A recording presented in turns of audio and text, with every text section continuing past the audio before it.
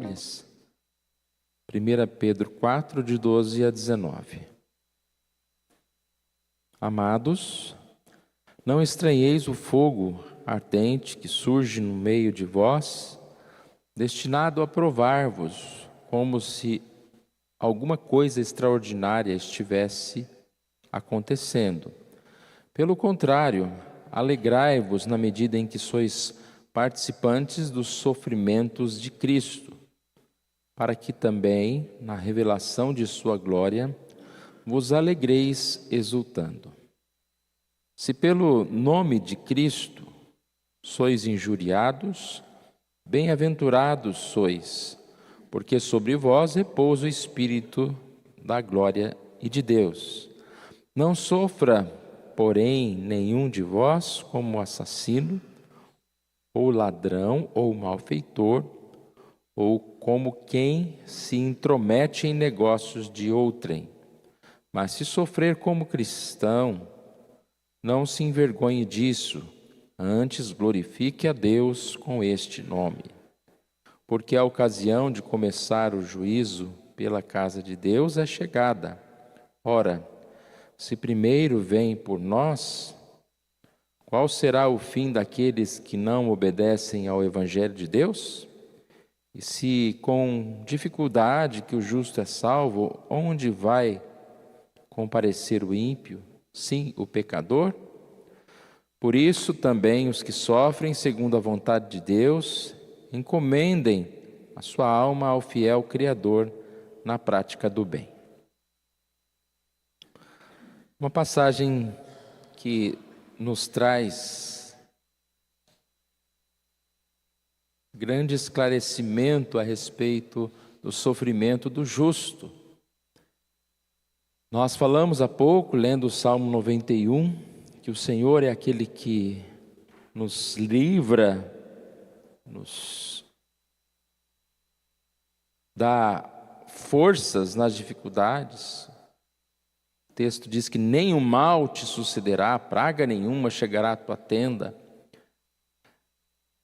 A mensagem do Salmo 91 não é uma mensagem dizendo que nós não passaremos por dificuldades, que nós não teremos problemas. Ele fala a respeito de livramento, no sentido de que, mesmo que passando por dificuldades e sofrimentos, nós não seremos consumidos, destruídos diante deste sofrimento. E aqui esse texto ele traz bem essa diferenciação entre o sofrimento do ímpio e o sofrimento do justo, o juízo na vida do ímpio, o juízo na vida do justo. E nós percebemos que o que sofrimento na vida do ímpio é castigo, é para a tristeza, na nossa vida o texto chega a dizer: alegrai-vos na medida que sois participantes do sofrimento de Cristo. Então, aqui, trazendo algumas ideias sobre esse texto, né?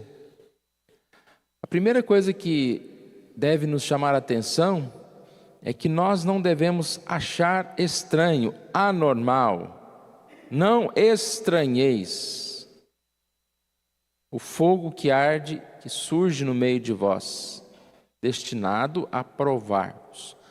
Não devemos estranhar o sofrimento. Por que essa ideia de não estranhar o sofrimento? Porque muitas pessoas às vezes vivem de uma forma a achar que quanto mais perto de Cristo, quanto mais servirem a Cristo, mais a vida será sem dificuldades, sem sofrimento, só bênção. E é realmente só bênção, mas parte destas bênçãos estão nas dificuldades que nós enfrentamos, nos sofrimentos que o próprio Senhor permite que nós estejamos passando, para nos provar, para nos fazer crescer, para nos abrir os olhos para a verdade, para o caminho do Senhor. O texto não diz que aqueles que vivem piedosamente não terão problemas, mas o texto diz aqui, em 2 Timóteo 3,12, que todos quantos querem viver piedosamente em Cristo serão perseguidos, dificuldades iremos enfrentar.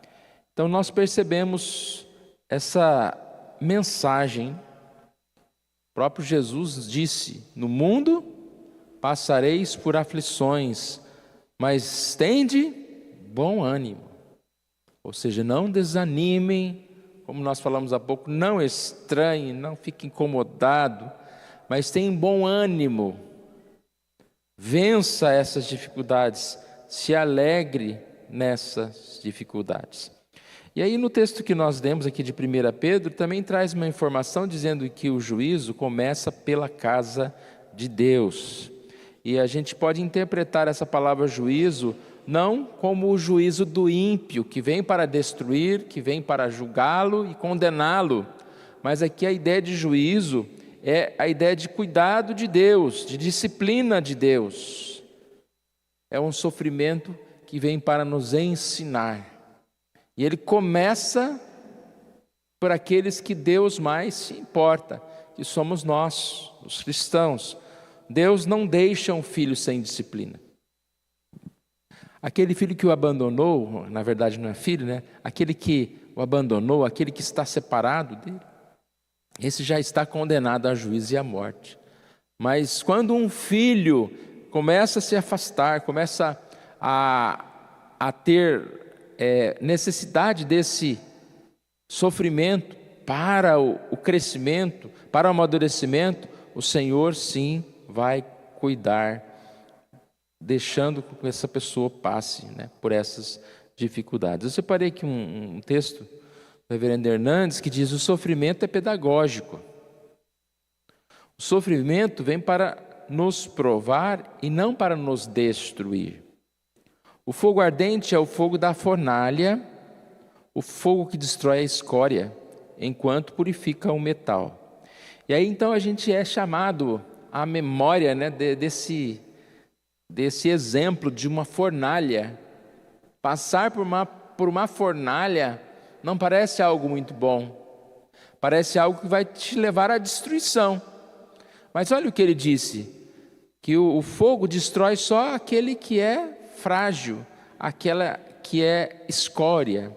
Se nós somos um metal, como um ouro, nós passando pelo fogo, nós seremos purificados da impureza pela qual nós temos, né, pela qual nós estamos aqui naquele momento. E é isso que a palavra de Deus nos traz. Então esse vocábulo aqui que traz a respeito do fogo, ele é exatamente essa ideia de que o sofrimento, ele vai nos purificar de todo mal e não nos levar ao mal, mas vai nos purificar de todo mal.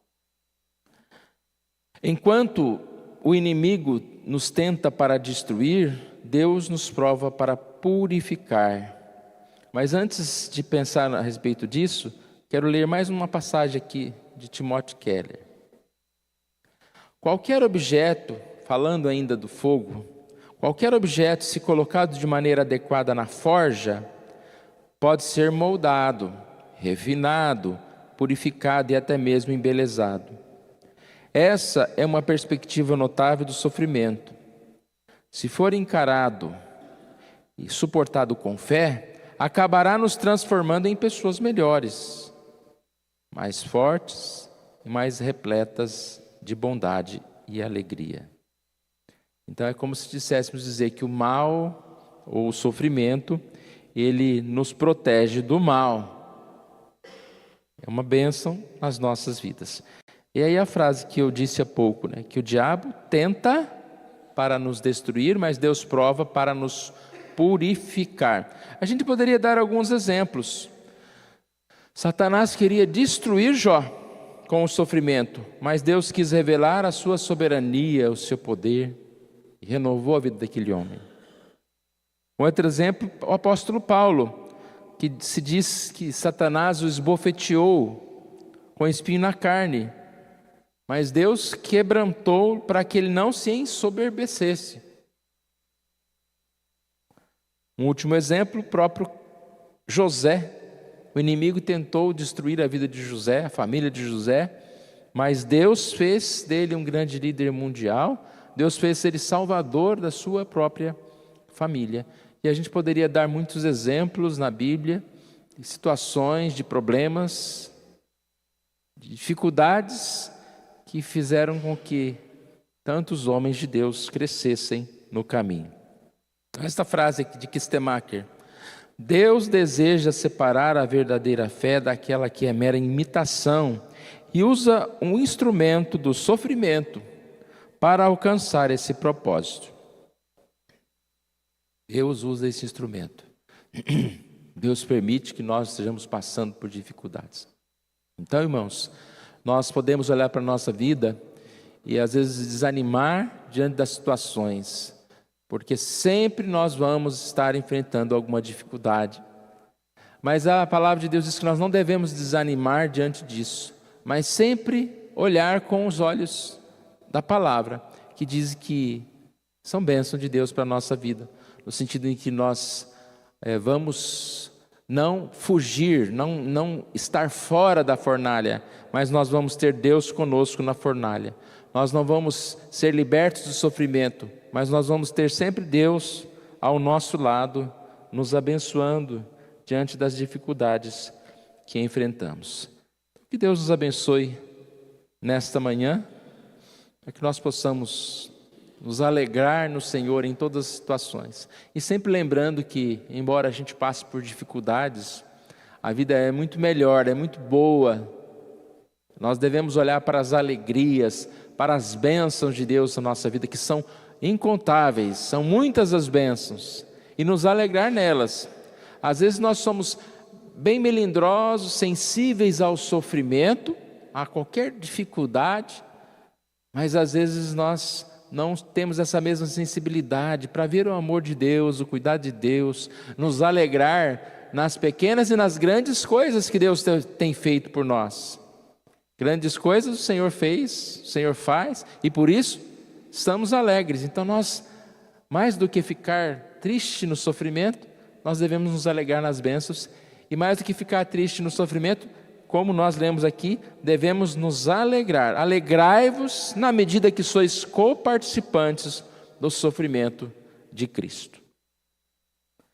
Vamos orar. Pai querido, nós agradecemos a Ti por mais esta manhã, pela oportunidade que o Senhor nos dá, ó Deus, de mais uma vez buscar na Tua palavra orientação para a nossa vida. E, ó Deus, que nós possamos dia a dia estarmos fortalecidos pelo Senhor, mesmo nas dificuldades que enfrentamos neste mundo, nas contrariedades, ó Deus, que nós possamos nos firmar, nos fortalecer e até mesmo, ó Deus, já enxergar as bênçãos do Senhor diante das situações que nós enfrentamos ou vamos enfrentar. Obrigado, ó Pai, por esse momento devocional da Escola Dominical, e continue nos abençoar em toda a manhã, Deus, em tudo que ainda vamos ouvir e estudar aqui nesta igreja. Obrigado, ó Pai, nós oramos em nome de Jesus. Amém.